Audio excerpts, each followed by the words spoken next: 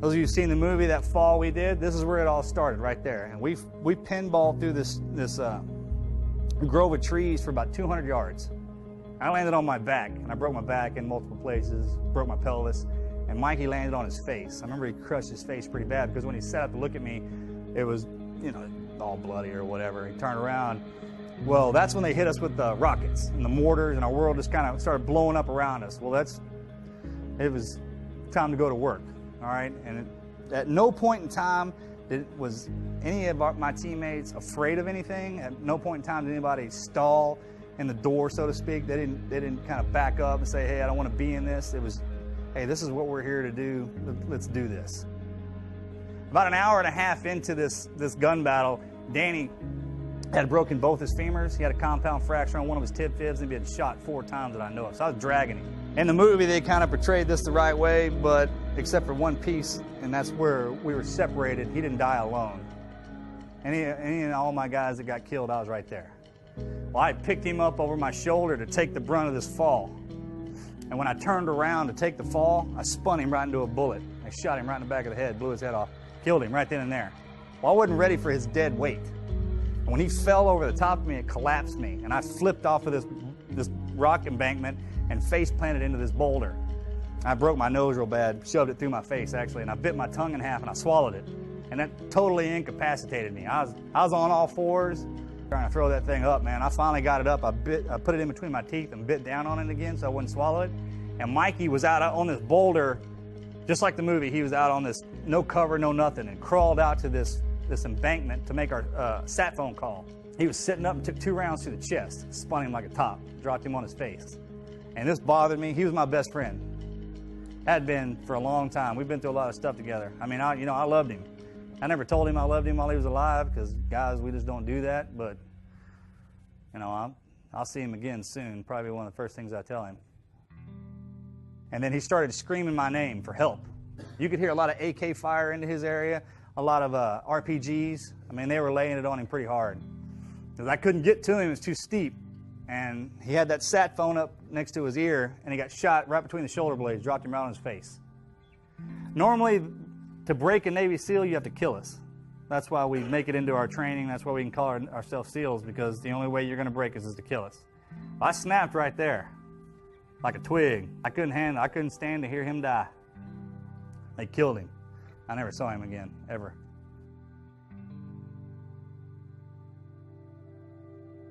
I caught up with Axe. He was a couple 100 yards below me, and an RPG hit behind him, separated us, blew him one way, blew me another. I never saw him again for the rest of my life. It knocked me out again. When I came to, I was laid over the back side of this rock. I was upside down. My pants, med gear, kit, GPS, compass, all that stuff was gone. I had a harness on, had 1 magazine with 11 rounds in it. I went out there with 13 magazines of 30 rounds. I rolled over. I was paralyzed from the waist down. I started crawling, using my elbows. I started pulling myself through the dirt into the side of this ravine. Well, I got up, man. The sun was going down, and I started to crawl. Well, I was in bad shape. I was dying. I didn't know what to do. And I was laying in this tree looking at the moon and feeling sorry for myself. And I must have laid there, and I was thinking, my brother's a Navy SEAL too. I got a twin brother. He's a Navy SEAL. And I was thinking about him a lot and my teammates and everything that all the training that I'd been through. And I laid there, I was like, "You bitch, get up, let's go." That's exactly what I said. What was I going to do, lay down there and die? I wasn't going to do that. I definitely wasn't going to feel sorry for myself. And I kept thinking, I was like, all right, I'm still alive, man. I'm alive. I mean, they fought and died. I'm still alive. So the mission's still on. Let's go.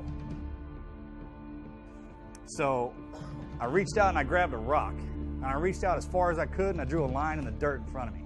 I was like, I'm going to crawl to that till my feet hit it. If I'm still alive, I'm going to do it again. And that's what I did. I'd draw a line, crawl to it, my feet would hit it. I'd fall down a hill, I'd crawl up another hill, I'd draw another line. And I did that for 7 miles. When it was an option, when I was out there and I was shot, I laying down there, and somebody was like, well, why didn't you quit? Because that's not an option, all right? That's not what I am. You understand what I mean? So if I'm a Navy SEAL, I'm a gunfighter, I'm a warfighter, and if I get shot and I can pick myself up, I'm gonna pick myself up till you shoot me again and kill me. Basically, I'm not gonna stop, ever, period. until you take everything away from you. You strip it all away. That's the way we're trained. From the day you go into training, they take away everything that you are and that you ever were, and they mold you back up to what they want you to be. You accept the fact that you're a football player. So why in the hell would something prevent you from doing that and doing what you're supposed to be doing on the field?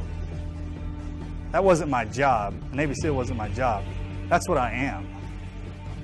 You're a damn football player, and a good one. That's what you are. It's not what you do. And if you're a part of something to where your whole livelihood and everything you depends on another man, that's where that bond comes from. Everybody knows that a bond is forged in adversity, right? But rely on each other, man. Love each other as a team. Ain't nobody out here that you ain't willing to sacrifice everything for. Every day, man, what do you got? You're gonna walk through me, man. You better bring some help. That's what you gotta think.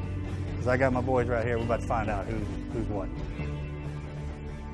That's where you gotta be, man. Like, it's gonna take everything you got to get to the end of this field. You better pray to God you put the work in, because I have.